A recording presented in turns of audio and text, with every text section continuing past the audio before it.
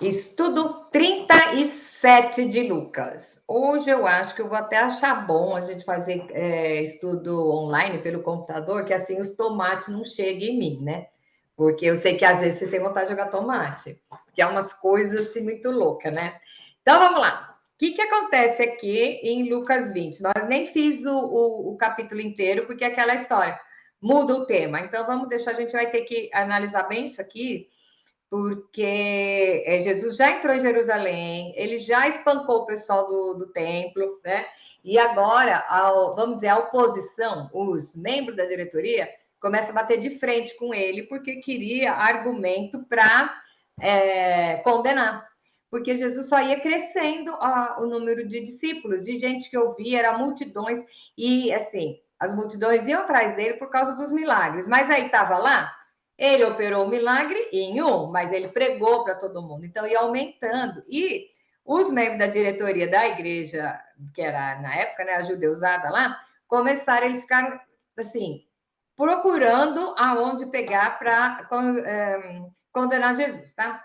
Mas é muito engraçado essas coisas, né? Porque Deus que planejou tudo, inclusive dele ser entregue, né? E tinha o tempo certo. Então, podiam fazer o que fizesse, que Jesus não estava nem aí, que ele sabia que ainda não era a hora, né? Então, deve ser muito interessante você saber o que vai acontecer com você e você não se defender, ou você não. Eu acho que ser humano é complicado, por isso que Jesus era Jesus, né? Porque já pensou se você soubesse a data, o que ia acontecer, o que você ia ter que fazer, quem que ia, por intermédio de quem que iam vir as coisas, né? Então, acho que era muito, muito louco essa história. E Jesus, ele era 100% Deus, mas ele era 100% homem, ele estava aqui na Terra como homem. Então, ele pensava, ele sentia, porque ele era humano, né? Então, vamos lá. O interessante, vamos lá ver a primeira pergunta, que já vai dar introdução nisso que a gente está falando. A pergunta é: como foi que Jesus calou os sacerdotes e escribas? Entrando, vamos lá. Então, vamos lá. Como foi que Jesus calou os sacerdotes e os escribas? Lucas 20, de 1 a 4. Aí diz o seguinte: aconteceu que, num dia daqueles, estando Jesus a ensinar o povo no templo e a evangelizar, sobrevieram os principais sacerdotes e os escribas, juntamente com os anciãos. Isso aí é a nata, tá? É os membros da diretoria do templo na época. E aí, ou arguíram, eu acho essa palavra uma barata, nesses termos, quer dizer, eles perguntaram assim: dize-nos, com que autoridade faz essas coisas? Ou quem te deu essa autoridade? Respondeu-lhe, também eu vos farei uma pergunta. O batismo de João era dos céus ou dos homens? Tá, então é aqui que nós vamos parar, certo? João batizava no rio. Essa história lá de, né, Jesus quase morreu afogado no rio, conversa com o Rio Jordão, é um pouquinho de água, tá? Minha mãe até morreu dizendo que Jesus não foi batizado por imersão, e sim por derramamento, que é pegar água e jogar em cima assim. Eu não estava lá, eu não sei como é que foi a história. Mas o que acontece? João era muito aceito no povo. O povo, eles tinham respeito por João Batista, né? Então, como eles queriam saber qual que era, queria pegar na curva, Jesus pegou e fez uma pergunta para deixar eles na curva também. Então, ele diz o seguinte: o batismo de João era dos céus ou dos homens? Então, nós vamos falar o que era o batismo de João, que é a segunda pergunta. O João, ele batizava para arrependimento. Então, ele vivia nos desertos. Por quê? Porque ele era retardado? Não. Nos desertos era onde ficavam os doentes, doença infecciosa e os bandidos, certo? Então, ele ia pregar lá, porque ele dizia, tanto que ele falava, a raça de víboras, então. E ele era, vamos dizer que ele era intenso, né? João era bem intenso. E ele batizava, então, ele batizava o batismo de arrependimento. Então, se você for ver lá, quando conta a história de João Batista, lá no Evangelho de João, ele explica direitinho, e aqui no Lucas também explica bem direitinho no começo. Então, o que é? Ele pegou, você se arrependeu? Agora batiza. tá? Esse era o batismo de João, certo? Pegava, lavava lá para o Rio Jordão e batizava.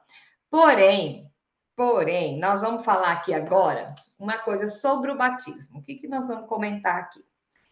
A água é um símbolo, certo? Se a água é um símbolo, muita água, pouca água é um símbolo, certo?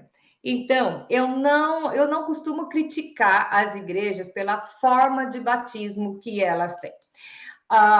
O batismo significa você se arrependeu e está passando por uma nova vida. O batismo por imersão é muito legal, eu batizei também, que é assim, tem um significado, você mergulhou, saiu, deixou o velho homem na água e saiu o novo homem, ok. Tudo isso é figurativo, porque a água estava lá e a água do rio e não tem problema. O batismo esse é o de imersão. O por aspersão é como na igreja católica, pega a água, põe na cabecinha, assim, na igreja católica, na presbiteriana, na metodista, é assim. E o batismo por imersão é aquele que mergulha. E o batismo por derramamento é aquele que pega um copinho, pega água e joga em tudo, tá? Todos esses são válidos? São, por quê? Porque a água é uma tipologia, é um símbolo. O que vai valer é o seu coração naquela hora, tá? E aí vamos falar sobre o batismo de criança. Então a gente escuta cada coisa. Eu quero esclarecer essa história do batismo infantil. Eu também não estou aqui para condenar nenhuma igreja, nem porque eu não conheço a Bíblia a ponto de ter autoridade para condenar um comportamento de uma determinada igreja, tá? Algumas coisas para mim não servem, eu fico quieta, mas né, não vou bater de frente. Então, o que acontece? Quando que nós vemos batismo? Nós vemos batismo lá, né, nos evangelhos, e depois nós vamos em Atos. Então, nós vamos ver lá, estava Paulo e Silas na cadeia, todo mundo sabe, e aí o que aconteceu? Eles estavam acorrentados, aí eles começaram a cantar, na hora que eles começaram a cantar, aí começou a tremer o muro, caiu as coisas, o carcereiro entrou em pânico, porque os presos iam fugir, ele ia responder por isso, Paulo fala, não temos, estamos todos aqui, prega o evangelho para o carcereiro leva ele para casa. O carcereiro que foi cuidar dos machucados do Paulo e do Silas, tá? Cura tudo e o texto fala, tá? 16:33, se você quiser achar que eu não tô, que eu tô meio viajando. E foram batizados ele e toda a sua casa, tá? Toda a sua casa. Aí nós vamos mais para frente um pouquinho. Aí nós vemos Lídia. Lídia foi por isso que eu acho mó barato esse negócio de umas igrejas modernas, não enche a bola da mulherada. Gente, a Bíblia bota a mulher lá em cima. A primeira igreja, assim, né, no contexto que a gente conhece, foi na casa de Lídia. Lídia, ela era uma mulher, assim, dinâmica, e ela se converteu, ela tinha posses, e foi na casa dela. Então, vamos dizer que a primeira célula, né, o primeiro cultinho, o primeiro small group, o primeiro discipulado, eu sei lá como é que você quer chamar, foi na casa de Lídia. Porém, e se você vê lá, em Atos 16:15, e ela foi batizada e toda a sua casa. Toda a sua casa. Aí nós vamos ver lá em Lucas 18:16, Jesus fala, deixai vir a mim os pequeninos. Aí você vai me dizer assim, mas a criança é inocente, não sabe o que está fazendo. Eu vou explicar para vocês como que funciona na igreja presbiteriana, o que é que eles, como que eles encaram a história. O que acontece? Quando o bebê nasce, ainda mais naquela época, quando tinha perseguição, matava crente, matava crente, né? E aí muitas crianças ficavam órfãs. Então, o que eles faziam? Vamos falar da minha filha, nasceu, tá? E aí eu queria que ela fosse criada na palavra. Então, não é essa história de quando ficar velha, escolhe a religião dela. Não, eu queria que fosse na minha. Então, eu ia apresentar na igreja e eu batizava ela como um sinônimo, um exemplo de que eu estava selando ela para Cristo. Mas ela era um bebê. E aí, o que faz? Na idade, e aí entra, vai crescendo, escola dominical, blá, blá, blá, blá. Quando chega na idade que já tem discernimento, na igreja presbiteriana não tem uma data exata. É quando você vê que a criança está preparada e ela se converteu, aí faz o seguinte, vai fazer profissão de fé, que geralmente faz profissão de fé junto com o batismo. O pastor pergunta, você foi batizado? Não, então batiza. Não foi? Já fui, então faz profissão de fé, que é, você vai lá na frente e vai declarar qual é a sua fé, tá? Então, isso foi na igreja presbiteriana, onde eu fui criada, e isso aconteceu comigo. E eu vou contar outra coisa para vocês. Eu me converti, eu já tinha 15 anos, eu fui batizada, bebê, com 6 meses. Depois, eu fiz minha profissão de fé com 12 anos, e eu fui me converter, eu tinha 15, tá? Então, eu tô falando de mim. Então, aí depois eu fui para uma igreja pentecostal e eu tinha que dar aula para batismo. E aí o pastor veio falando para mim que seria legal se eu batizasse na água para servir de exemplo. Aí eu fui, eu tinha a Rebeca, fui lá e batizei na água também, tá? Meu pai, ó como a coisa dele já é mais complicada. Meu pai, quando nasceu, os pais dele eram luteranos, ele foi batizado na igreja luterana. Depois ele se converteu e ele fez a profissão de fé. E foi falar lá, ele queria batizar. O pastor falou: você quer batizar? Que batismo que você fez? Ah, na igreja luterana. A gente aceita. Ah, não, mas eu quero, tá bom. Um dia ele tá lá na praia, em Itanhaém, comprou um terreno, tá lá, e vê uma turma de gente com camisola branca entrando no mar. Aí foi lá perguntar o que que é. Ah, não, a gente vem aqui todo, acho que primeiro domingo, e a gente batiza. O que ele fez? Tirou uma foto da roupinha, chegou em casa, ele tinha máquina de costura, né? Meu pai aposentado era figura. Comprou o pano, fez a camisolinha, levou embaixo do braço e ficou escondidinho. Na hora que foi todo mundo para a fila, ele foi também, porque ele disse que ele queria ser batizado na água. Ok. Então, quando eu fiz teologia, eu fiz no Seminário Batista. E o povo brincava, eu andava os caras com a mangueira, né? Vamos jogar água nela. Gente, por pouca água eu já fui. Então, tudo é uma brincadeira, a gente fazia uma brincadeira nesse espírito, porém, o que eu quero dizer aqui? Você batizou seu filho criança? Não está errado. Contanto que você ensine ele que ele tem que se posicionar. O batismo de criança não salva. É você testificando que o seu filho, ele é herdeiro do que você está fazendo, mas ele tem que ter a salvação dele, tá? Agora, na piscina, muita água, pouca água, a igreja metodista, ela funciona assim, pelo menos a metodista que eu frequentava, o pastor perguntava: você foi batizado? Não. Você quer batizar? Você quer onde? Você quer por aspersão ou por água? Ah, eu quero, então vamos achar uma piscina e vamos batizar por... Então é assim, como a água, gente, é um símbolo. O que vai, batismo, esse negócio que a gente via antigamente, tá morrendo bebê no hospital, não tem que batizar correndo para não morrer pagão, Gente, não é assim. O batismo é o quê? Você vai testificar que essa pessoa está num lar cristão. Isso não quer dizer que vai salvar exatamente por ter batizado. Sabe por quê? Vamos lá no ladrão da cruz. Ladrão da cruz está lá, um lá xingando, doidado, o outro falou assim: Senhor, lembra-te de mim. E Jesus falou: ah, filho, então você desce da cruz, vai falar cursinho de catecismo, e aí você batiza, aí a gente conversa. Não. Jesus falou para ele: ainda hoje estarás no paraíso.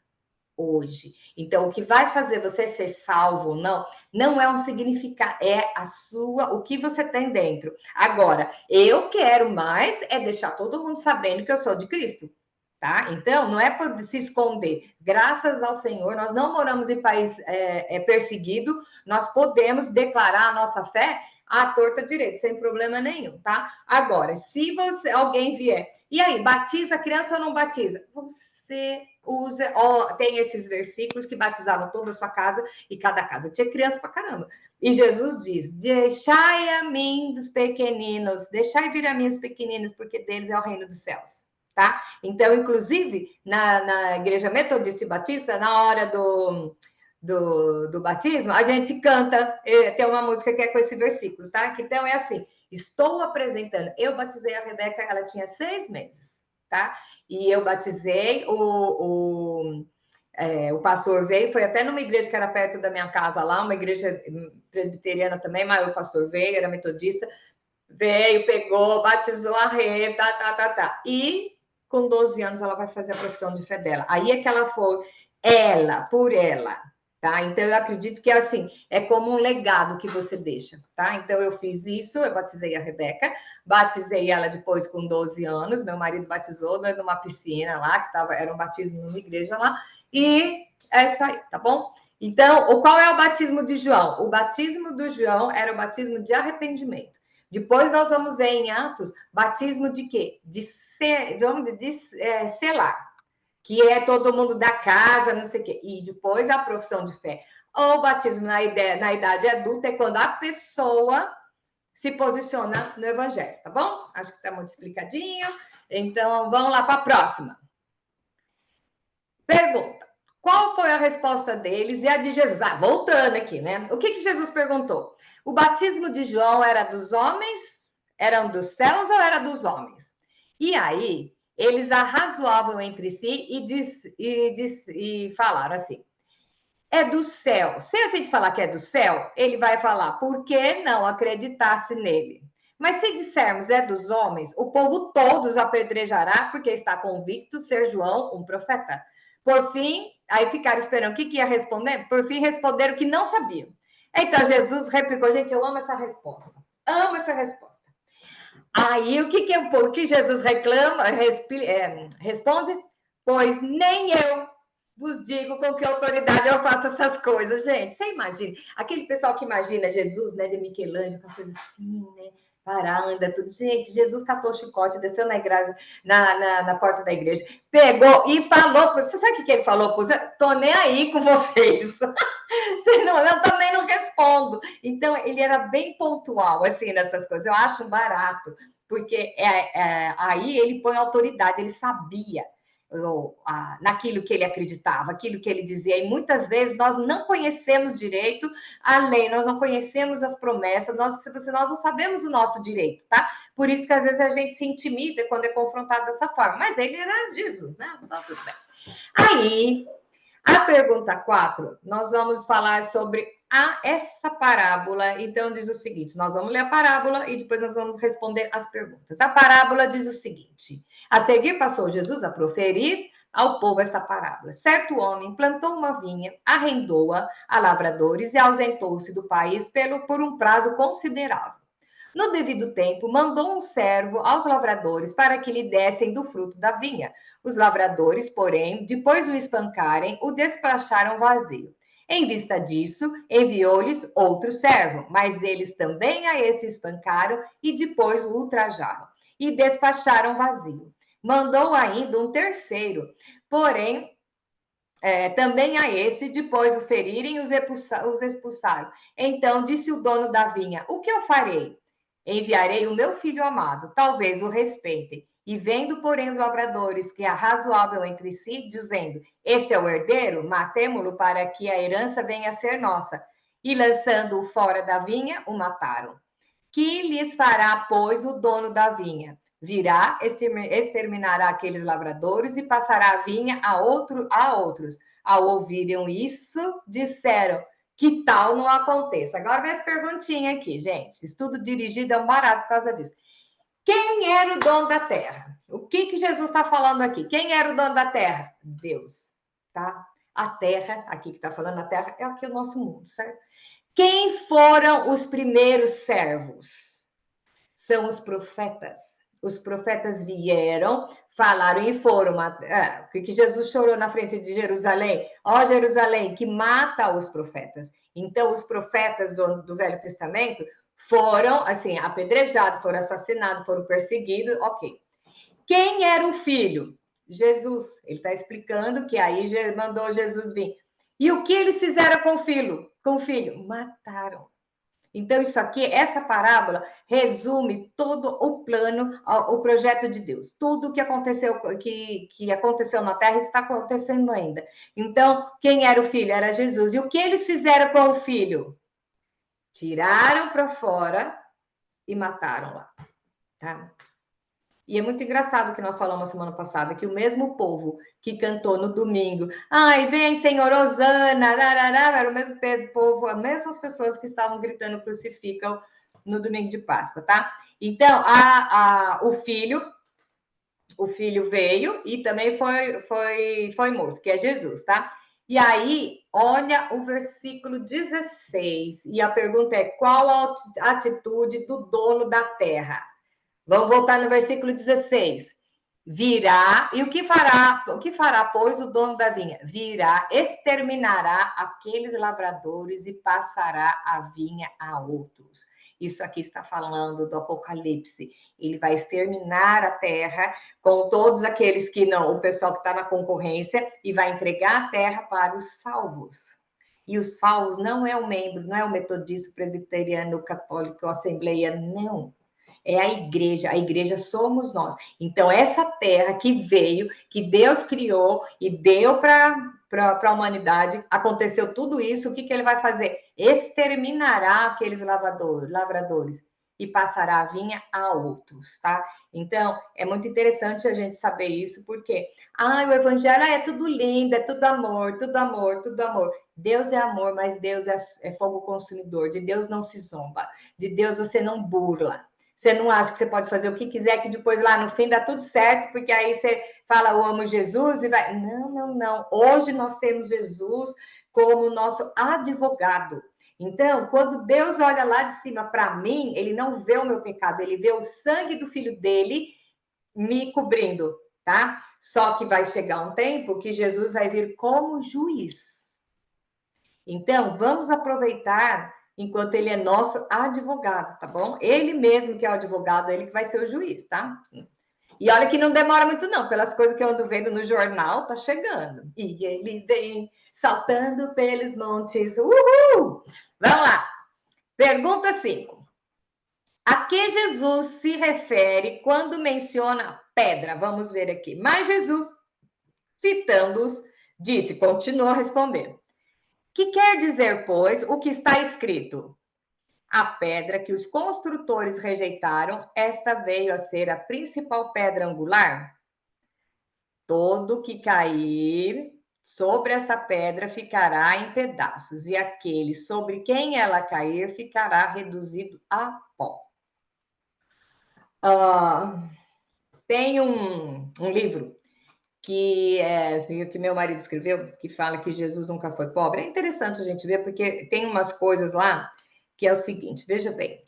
Naquela região não tinha árvores. As construções eram feitas de pedra. Aqui está falando de pedra.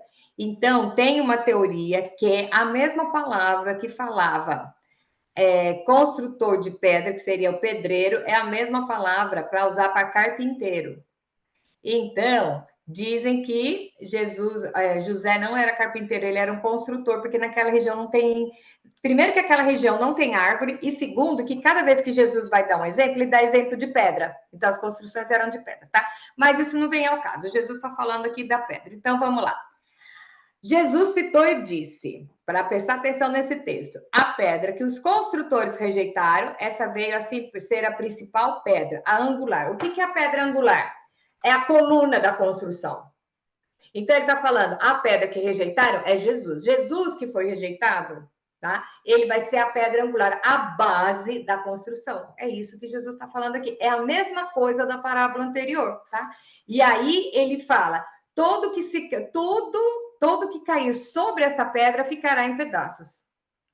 E aquele sobre quem ela cair ficará reduzido a pó. Isso aqui é a sentença daqueles que fizeram mal para Jesus, tá? Então, nós já comentamos semana passada, acho que foi semana retrasada, sobre o que aconteceu com os próprios judeus que mataram Jesus. Tá? Você pode ver que sofreram o holocausto, sofreram perseguição. Isso em questão do povo, não é individualizado aqui. Mas muita coragem de quem tem de bater de frente com Jesus. Quem bate de frente é porque não, só tem duas pessoas, o que não sabe o que é, ou o diabo e a sua turma que sabem e sabem qual é o final deles, então quer protelar o máximo possível, deixa mais para frente. E assim, quantos mais eu poder levar, melhor, tá? Então, o objetivo de Satanás sempre foi frustrar os planos de Deus. Então, porque ele já sabe tudo que vai acontecer. Ele estava lá quando escreveram a Bíblia, ele ouviu toda a sentença dele, ele sabe que o final dele, então é o seguinte, quantos mais eu vou conseguir levar para mim? Então, se você acha e os demonhão estão lá nas bocas de fumo? Não estão. Os mais fortes estão dentro das igrejas. Por quê? Lá são todos deles. E eles querem tirar o homem. Aí você vai falar, por quê? Vem a pergunta, por que Satanás age contra o homem? Porque quando ele foi expulso do céu, junto com um terço dos anjos, Deus fez o homem para ocupar o lugar de adoração deles. Então, ele sabe que nós fomos feitos para ocupar o lugar dele. Então, ele quer sabotar o plano de Deus. Ai, mas a gente tem livre-arbítrio, o anjo não tem. Anjo tem, porque se o anjo fosse criado sem poder de decisão, não tinha um terço dos anjos ser revoltado junto com Satanás, foi todo mundo expulso para cá, e spoiler da nossa aula de janeiro, de Gênesis. E aí o que acontece? Foi jogado para cá, Satanás e todos os seus anjos, e aí é que foi o Big Bang. A grande explosão foi isso que aconteceu, onde fossilizou os dinossauros e tudo mais, mas isso é para outra aula do Gênesis, tá? Só estou deixando vocês com água na boca, porque é legal. Então vamos lá.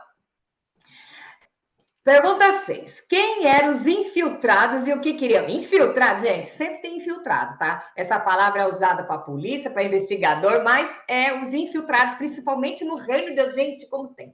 Então vamos lá.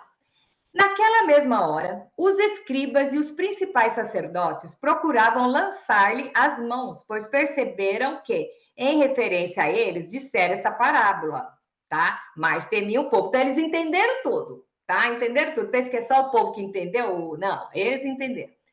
Então, observando, subornaram emissários que se fingiam de justos para verem se apanhavam em alguma palavra, a fim de entregá-lo à jurisdição e autoridade do governador, que era de Roma, tá? Então, o que acontece aqui? Ai, tem infiltrado na minha igreja, filho, vou te dar uma triste notícia, toda igreja tem. Tem os infiltrados, tá? Que chega com o mãozinho, com aquela cara de super, com o evangelho todo distorcido, com as doutrinas distorcidas, para fazer bagunça dentro da igreja. E aqui eles fizeram isso mesmo, eles pagaram o povo para isso. Eu vou contar uma coisa para vocês, uma experiência de uma pessoa que eu conheci e que tinha uma igreja, que não vem ao caso falar o nome da igreja, mas ela trabalhava de ser cadeirante nessa igreja. Então ela ficava uma semana andando assim na rua, né, no ponto de ônibus, atravessando a rua na cadeira de rodas. E aí tinha um dia lá de culto de cura, ela ia lá, era curada e era levantada, tá? Tá bom? Ela recebia para isso, ela era funcionária. Então, o que acontece? Isso é gente infiltrada no evangelho. Por quê? Não vive o evangelho, atrai as pessoas lá e começam a fazer, sabe, negociar, começam a fazer tanto absurdo que até aquelas pessoas que estão realmente interessadas se desviam do foco, porque acham, não, mas isso é muita palhaçada. Então, não, Deus não fez esse milagre para mim, então, né, Deus não me ama. Então, aí pega, né, ele diz que é ateu, pior, né, o pessoal que fica tão decepcionado porque Deus não fez o que ele queria, vira ateu. Quer dizer, ou Deus faz a minha vontade ou ele não existe. Você vê a cabeça do cidadão. Mas então, os infiltrados eram o quê? Pessoas subornadas, eles recebiam dinheiro para fazer leve e trás, ó, pensa que é coisa de mulher, né? De candinha isso, para fazer o leve e trás e ainda fazer perguntas capciosas para ver se apanhava uma palavra. Se fosse hoje em dia, eles estavam tudo com o telefone no gravador. Tudo. Não tem um gravador hoje no bolso, então ia lá para gravar as coisas para ver se podia pegar Jesus em alguma coisa. E é um mal barato, porque Jesus sabia, acho que ele devia olhar e falar, ai meu, que cabeção, né? Tá pensando que eu vou cair nessa. E ele olhava e devia pensar isso mesmo, falar, eu só vou na hora que o pai mandar. Pode fazer o que for, que não chegou a minha hora ainda. Gente, muito louco, muito legal isso. Bom, pergunta 7. Qual foi a pergunta capciosa deles para denunciar Jesus? Agora nós vamos ver até o final do Lucas, que é o povo, a elite da religião querendo pegar Jesus em alguma coisa, tá? Então agora você vai ver todas as reuniões, todos os bate-papo, tem alguém. E essa aqui é muito legal, porque tem muito a ver com o nosso mundo hoje em dia, tá? A pergunta tá lá, qual era a pergunta capciosa? 20, 21 e 22 diz o seguinte: então o consultaram, dizendo, mestre, sabemos que falas e ensinas retamente e não te deixas levar de respeitos humanos. Porém, ensinas o caminho de Deus segundo a verdade. Quer dizer, primeiro, nós sabemos que você é filho de Deus, que tudo bem. É lícito pagar tributo a César ou não? Por que ele fez essa pergunta? Eles fizeram essa pergunta. Por quê? O povo estava oprimido pelo governo romano. Então, a decepção da maior parte dos judeus foi que Jesus, eles esperavam o Messias que viesse livrá-los da opressão de Roma. E Roma cobrava imposto, gente. Era o imposto, por que os cobradores de impostos eram odiados, que nem Zaqueu.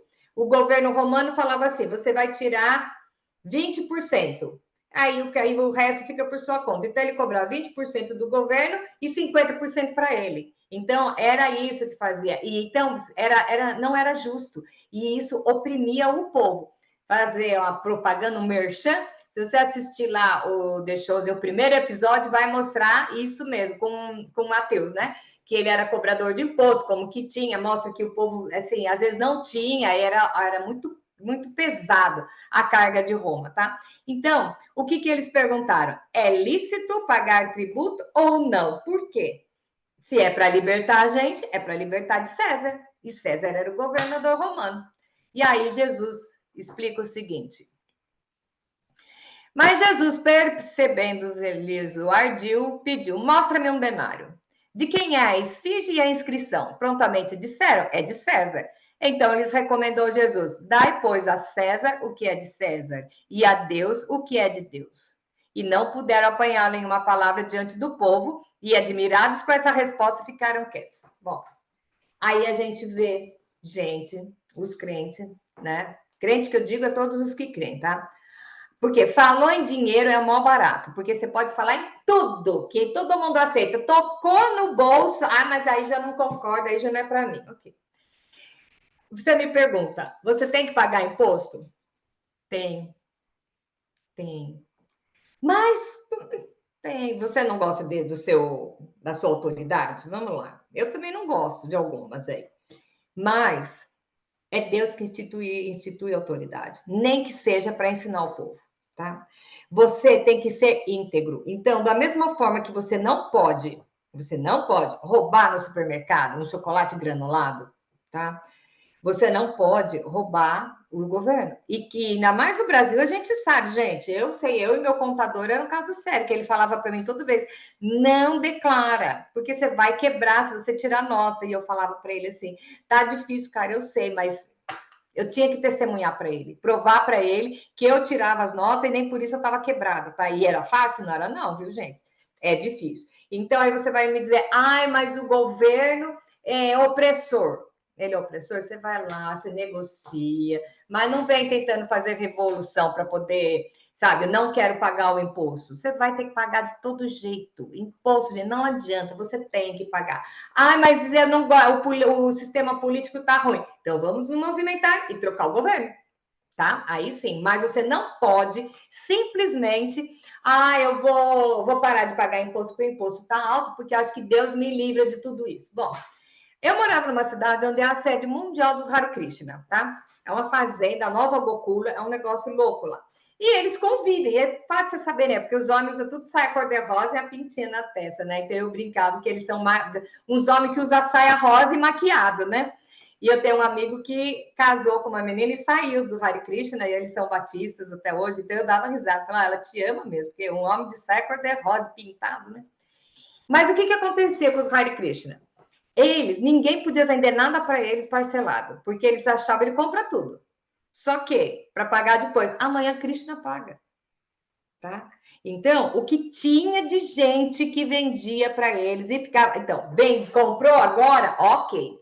Mas não venda para pagar depois, porque eles não se responsabilizam, porque Krishna resolve, tá? Uma vez o Cláudio Duarte leu sabe, Cláudio Duarte, né? O cara mandou uma carta para ele, não sei o que, e falou: pastor, estou desesperado, estou devendo, o inimigo se levantou, meu cartão de crédito está impagável.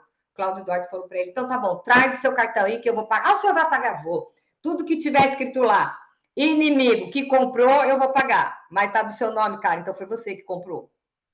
Tá? Então, o negócio é bem por aí. Você tem uma vida desorganizada, aí você assuma a responsabilidade. Então, o que ele está falando? Dai para César o que é de César. Aqui está falando de tributo, pagar zona azul. Mas zona azul é uma droga, então põe no estacionamento. É a regra. O cristão não pode ter mancha. A verdade é essa. Você tem que ser íntegro, você tem que mostrar que você é diferente, tá? Então, o que é? Dai a César o que é de César e a Deus o que é de Deus, tá? Então, vamos falar aqui de dinheiro. A Bíblia pede, o Velho Testamento manda você dar o dízimo 10%. Ai, mas eu não dou dízimo, porque dízimo é do Velho Testamento. Eu sou do Novo Testamento, ok. Jesus mandou vender tudo e dar para o pobre. Ou no Velho Testamento é 10 e no Novo é vende tudo. Tudo depende do amor que você tem ligado naquilo, tá? Então você vai pagar o imposto, vai pagar o imposto, é debitado, fazer falcatrua na Receita Federal, gente, tudo isso. Ai, todo mundo faz, todo mundo faz. Então, por isso você vai fazer? Será que não é nessa situação que Deus vai usar essa situação para mostrar que Ele é fiel na sua vida? E para poder servir de exemplo para aqueles que estão vendo? Às vezes, gente, andar na linha não é só simplesmente não matar, não roubar, não vender maconha. Não, é até nessas coisas, uma pessoa íntegra, que não tenha ninguém para tapar o dedão na sua cara. Então, o que ele está falando aqui? Dá para César, que é para o governo. O César era o governador, mas o que é político, o que é cargo, então você tem que pagar a conta de luz? Tenho. Não consegue pagar agora? Negocie, não sei, mas você não pode simplesmente parar de pagar. Então, vou muito mais longe. Você não pode invadir uma casa. A casa não é sua. Você não pode invadir uma casa, que a casa não é sua.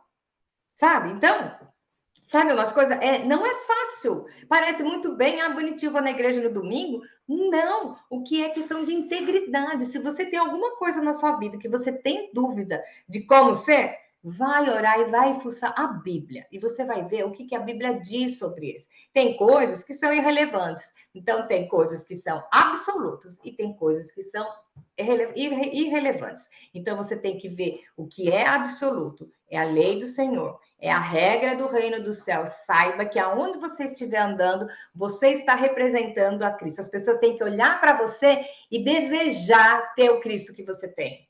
Ah, mas eu faço gambiarra. Ah, mas não sei o que era.